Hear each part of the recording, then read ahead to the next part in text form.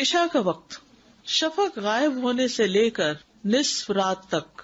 شفق غائب ہونے سے لے کر نصف رات تک. صحابہ رضی اللہ عنہم عشاء کی نماز شفق غائب ہونے کے بعد رات کی پہلی تہائی تک پڑھ لیتے تھے، یعنی 10 بجے تک. 5 بجے اگر سورج غروب ہو تو پہلی تہائی کب ہو جائے گی؟ 10 بجے تک. دوسری پھر 2 بجے تک. اور عشاء کی نماز کا وقت رات کے پہلے نصف تک ہے. یہ صحیح مسلم کی روایت ہے. اول وقت جوہینا قبیلہ کے ایک آدمی سے روایت ہے، وہ کہتا ہے میں نے رسول اللہ صلی اللہ علیہ وسلم سے سوال کیا کہ میں عشاء کی نماز کب پڑھوں. آپ نے فرمایا نماز عشاء اس وقت ادا کر جب رات پوری وادی کے پیٹ کو بھر دے، یعنی جب پوری وادی پہ اندھیرا چھا جائے. آخری وقت اور جب تم عشاء پڑھو تو آدھی رات ہونے تک اس کا وقت ہے. فَإِذَا صَلَّيْتُمُ الْعِشَاءَ فَإِنَّهُ وَقْتٌ إِلَى نِصْفِ اللَّيْلِ. اب صحیح مسلم کی روایت میں، اس روایت میں جس میں حدیث کا نمبر 1419 ہے، نصف اللیل الاوسط آتا ہے، اور دوسری میں الی نصف اللیل آتا ہے. عشاء کو کبھی جلدی پڑھنا اور کبھی مؤخر کر کے پڑھنا. محمد ابن عمرو بن حسن بن علی بن ابی طالب کہتے ہیں کہ ہم نے جابر رضی اللہ عنہ سے نبی صلی اللہ علیہ وسلم کی نمازوں کے اوقات پوچھے تو انہوں نے کہا کہ آپ صلی اللہ علیہ وسلم ظہر سورج ڈھل جانے پر پڑھتے تھے. کب پڑھتے تھے ظہر؟ سورج ڈھل جانے پر. اور عصر اس وقت ادا کرتے تھے جبکہ سورج زندہ ہوتا تھا، یعنی اس میں چمک اور تپش باقی ہوتی تھی. اور مغرب اس وقت پڑھتے جب سورج غروب ہو جاتا تھا. اور عشاء میں جب لوگ پہلے جمع ہو جاتے تو جلدی کرتے اور جب کم ہوتے تو تاخیر کر لیتے.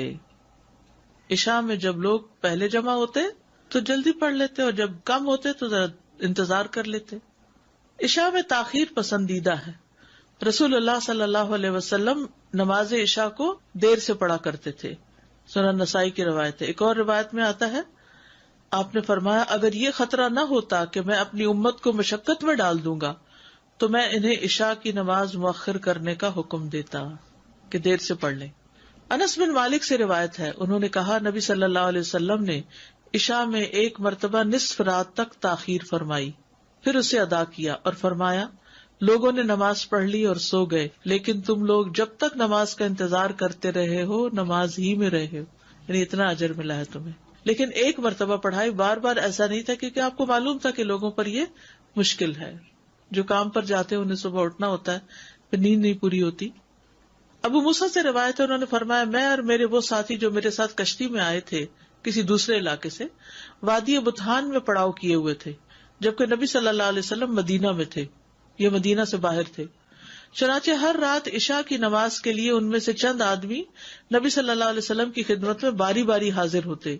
ایک دن میں اور میرے ساتھی نبی صلی اللہ علیہ وسلم کی خدمت میں حاضر ہوئے تو آپ اس دن اپنے کسی کام میں مصروف تھے اور آپ نے نماز عشاء میں اس قدر تاخیر فرمائی کہ آدھی رات ہو گئی.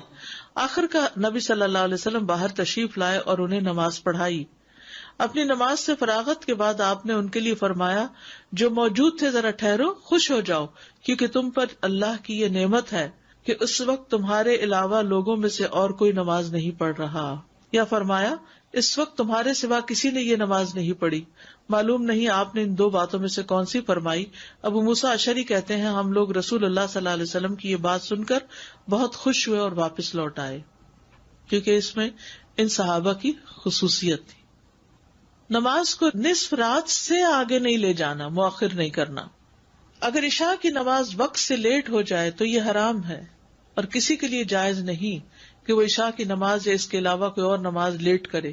پس اگر وہ بغیر کسی عذر کے لیٹ کرتا ہے تو اس کی وہ نماز باطل اور غیر مقبول ہے. اگر بغیر کسی وجہ کے لیٹ کر رہا ہے، اگرچہ وہ اس نماز کو 1000 دفعہ ہی کیوں نہ پڑھے. اور جہاں تک یہ بات ہے کہ نماز عشاء کو اس کے آخری وقت تک لیٹ کر کے پڑھنا افضل ہے، تو اس کو 1/3 سے نصف رات تک لیٹ کیا جاتا ہے. یہ عشاء کی نماز کا افضل وقت ہے.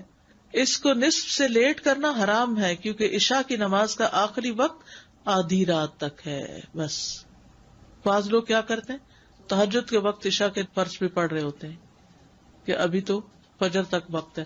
فجر تک نہیں ہے، کب تک ہے؟ آدھی رات تک.